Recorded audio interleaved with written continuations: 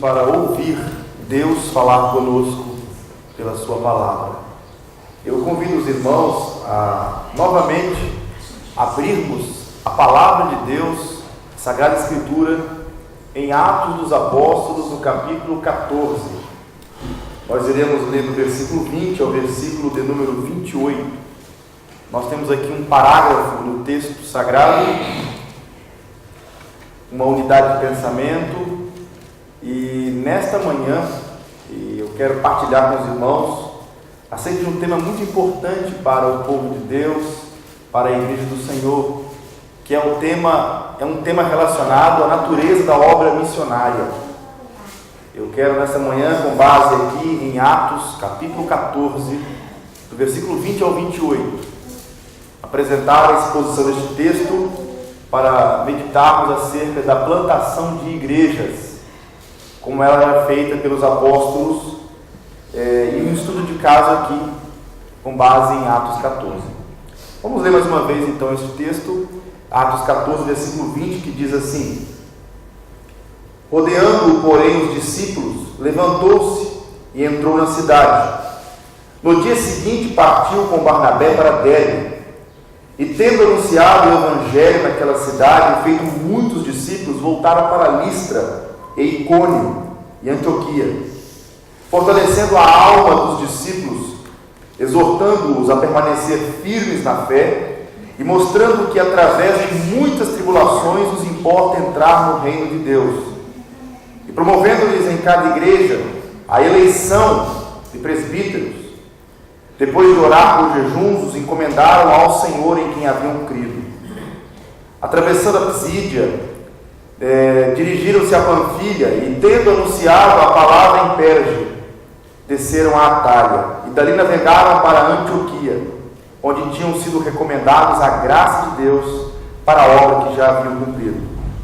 Aí chegados, reunido a igreja, relataram quantas coisas fizera Deus com eles e como abriram aos gentios a porta da fé, e permaneceram não pouco tempo com os discípulos. É bom destacar para os irmãos que missões não é um trabalho opcional da igreja. Missões não é uma opção da igreja, mas é um imperativo de nosso Senhor e Salvador Jesus Cristo. Eu não posso decidir se vou ou não fazer a obra missionária. É um imperativo de Cristo. De acordo com o Dr. Hernandes Dias Lopes, certa feita ele disse, e ele tem razão quando ele disse isso, que a igreja que não evangeliza precisa ser evangelizada. A igreja que não é um agente missionário é um campo missionário. Não entendeu ainda a razão da sua existência, que é adorar a Deus, mas também partilhar as boas novas do reino de Deus. Aquele que não leva a mensagem da cruz é porque não entendeu ainda a mensagem da cruz. E aqui, nesse texto sagrado, iremos refletir acerca de alguns princípios que fundamentam, então, a plantação das igrejas.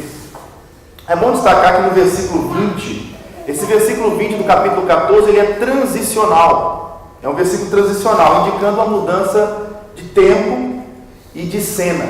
Observe aí, por exemplo, que há uma mudança de cena do versículo 20 para o versículo 21. O versículo 20 é transicional.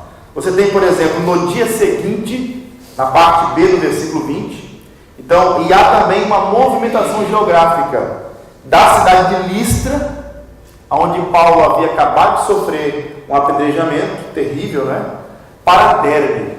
Então, mudança geográfica de Listra para Derbe e para o dia seguinte. Então, estamos aqui tratando agora de um outro dia. Tá? Por isso que há uma mudança aqui. Há uma transição do versículo 20 para o versículo 21. E a passagem ela vai terminar no versículo 28. A partir do capítulo 15, inicia-se uma outra secção em Atos dos Apóstolos. Tá? Agora, a secção maior aqui começa no capítulo 13, versículo 1, e vai até o capítulo 14, versículo 28. E aqui nós estamos analisando um texto que fala acerca da primeira viagem missionária de Paulo. Eu estou analisando aqui com vocês hoje Vamos analisar aqui com os irmãos o capítulo 14, o último parágrafo do capítulo 14, que é o último parágrafo da secção maior da primeira viagem missionária do apóstolo Paulo.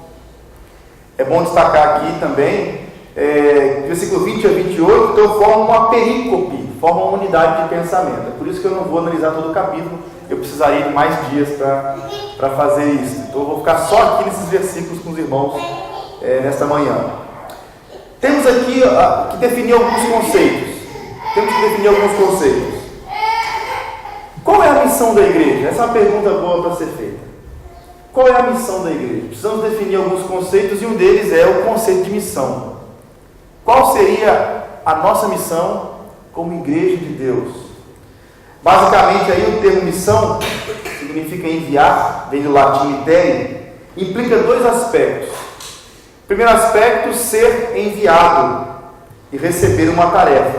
Quando nós somos enviados para uma missão, somos enviados para fazer alguma coisa e não tudo. Recebemos uma tarefa específica para realizar. Então vamos analisar aqui quais são as tarefas que esses apóstolos desempenhavam, que eles faziam. Então precisamos analisar o Novo Testamento para saber o que fazer na obra missionária. Precisamos ler o Novo Testamento, precisamos ler a ação da igreja, na plantação de igrejas, para saber como plantar igrejas. Não temos que fazer pesquisa de mercado, não é necessário seguir os métodos pragmáticos para ver o que funciona, para ver o que dá certo. Nós precisamos fazer aquilo que está revelado na Sagrada Escritura. O nosso modelo é a igreja bíblica, a igreja revelada na Escritura. Portanto, é bom destacar aqui que missão é a tarefa ou propósito específico que uma pessoa ou um grupo de pessoas procura realizar. Um teólogo bem conhecido, John Stott, ele argumentou que missão não é tudo o que a igreja faz. Não é tudo o que a igreja faz. Mas missão descreve tudo o que a igreja foi enviada para fazer no mundo. Não é tudo o que a igreja faz, mas descreve tudo o que a igreja foi designada para realizar no mundo. O que Jesus nos enviou, aliás, o que Jesus enviou-nos a fazer neste mundo? É bom destacar que a missão da igreja é ir ao mundo para fazer discípulos. Não foi o que ele disse na grande comissão? Lá em Mateus capítulo 28, versículo 18 ao 20. Fazer discípulos proclamando o evangelho de Jesus Cristo no poder do Espírito Santo, reunindo esses discípulos convertidos em igrejas locais para adorarem a Deus e para obedecerem aos seus mandamentos para a glória de Deus, o Pai. Isso que é fazer missões. Essa é a missão da igreja no mundo. Mais alinhados aí com a perspectiva da Missio Dei, há outros teólogos nessa perspectiva, que declaram que a missão da igreja é a sua participação e a sua cooperação com o que Deus está graciosamente fazendo no mundo, né? A sua ação redentora no mundo, é a participação na missão de Deus. E alguns que são simpatizantes desse ponto de vista, de certa forma, nós estamos se cooperando, estamos ao serviço de Deus na salvação dos pecadores, anunciando o Evangelho e tudo isso, né? Então esta é a missão que Jesus nos deu, que deu aos seus discípulos, antes da sua ascensão, tá? Então a missão que vemos no Novo Testamento é a missão para a igreja de hoje também. Então o modelo missionário que precisamos é o modelo apresentado para nós no Novo Testamento. Outro conceito importante que deve ser definido antes de nós entrarmos aqui na explanação desse texto é que missões pode ser visto como plantação de igrejas, ou o conceito de missões como plantação de igrejas. A plantação de igrejas também é um foco, é um foco dentro da obra maior da igreja, da obra missionária, plantar novas igrejas, não é? E consiste no estabelecimento de um grupo organizado de crentes numa igreja local, né? Um grupo de crentes específico, por exemplo, Sines, Santiago do Cacém. Não há uma igreja neste momento, precisa de plantar uma igreja lá. Portanto, uma igreja empenhada em plantar outra igreja. e para reunir lá naquele local as pessoas que se convertem lá, estão se convertendo lá. Então a missão primária da igreja, e portanto das igrejas locais, é proclamar o Evangelho do nosso Senhor e Salvador Jesus Cristo e reunir esses crentes em igrejas locais, onde eles podem ser edificados e fortalecidos na fé, receber o ensino da palavra de Deus e se tornarem cada vez mais eficazes para o serviço na obra de Deus e assim implantarem novas congregações no mundo inteiro, reproduzindo-se no mundo inteiro. Então, missões como plantação de igrejas. O apóstolo Paulo também, ele pode ser visto como um plantador de igrejas. Há um artigo escrito pelo Dr. Augusto Nicodemos, ele publicou esse artigo na Fides Reformata, onde ele trata exatamente deste assunto. Paulo como o plantador de igrejas, porque o apóstolo Paulo, de fato, ele estava sempre empenhado em plantar novas igrejas, ele estabelecendo igrejas nas cidades por onde ele passava, e ali reunindo esses novos convertidos, esses crentes lá nessas igrejas. De acordo com o John Stott, por exemplo, a primeira e a maior diferença da ação missionária de Paulo e da nossa ação missionária é que ele fundou igrejas e nós fundamos missões. Há pessoas que confundem agências missionárias com igrejas. São coisas diferentes. Não sou contra as agências que buscam recursos para auxiliar as igrejas, auxiliar aqueles irmãos que se dedicam a tempo inteiro à frente dos trabalhos e das missões. Mas igreja e agência são coisas diferentes. Uma agência é uma agência, não é? Mas a igreja do Senhor, ela sim.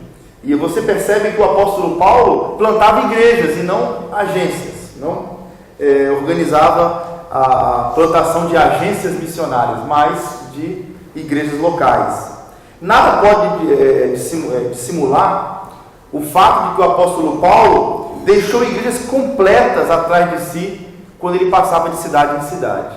Por exemplo, se você pega em 47 depois de Cristo, aquelas cidades, por exemplo, Galácia, Macedônia, Acaia e Ásia, não havia igreja naquelas cidades. Em 47, em 57, o apóstolo Paulo poderia dizer, por exemplo, que a sua obra estava completa naqueles lugares. Ele já havia estabelecido igrejas, plantado igrejas na Galácia, Macedônia, Acaia, Ásia. É óbvio que foi Deus que abriu o coração daquelas pessoas. É óbvio que foi Deus que fez nascer aquelas igrejas. Mas ele usou o seu servo para anunciar a palavra. E o apóstolo Paulo estava empenhado na plantação de igrejas, reunindo esses novos convertidos, esses crentes em igrejas locais, para edificá-los, para que eles possam também servir a Deus ainda melhor e que possam também plantar novas igrejas e assim multiplicar o número dos discípulos.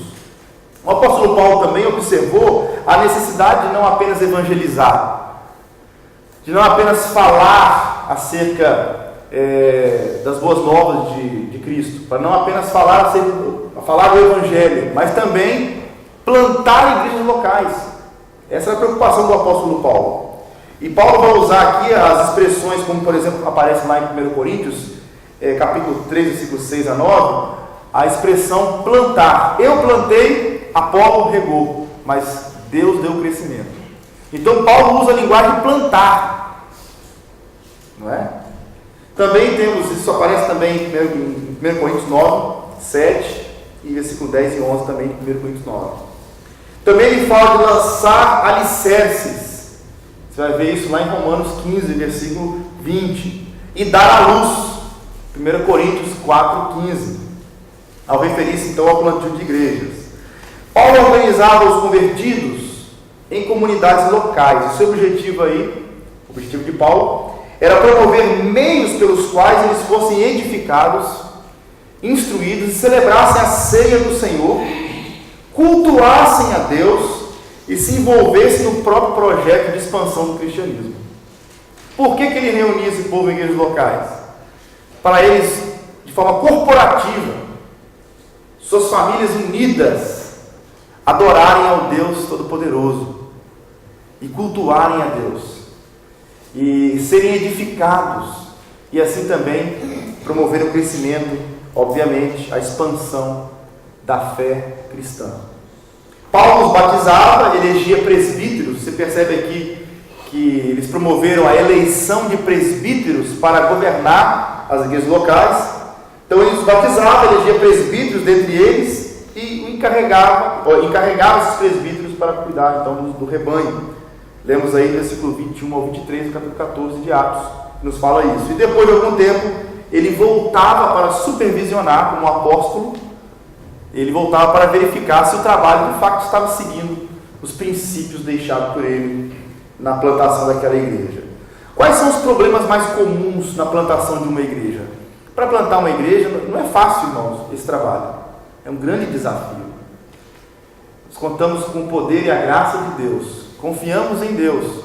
Mas não é um trabalho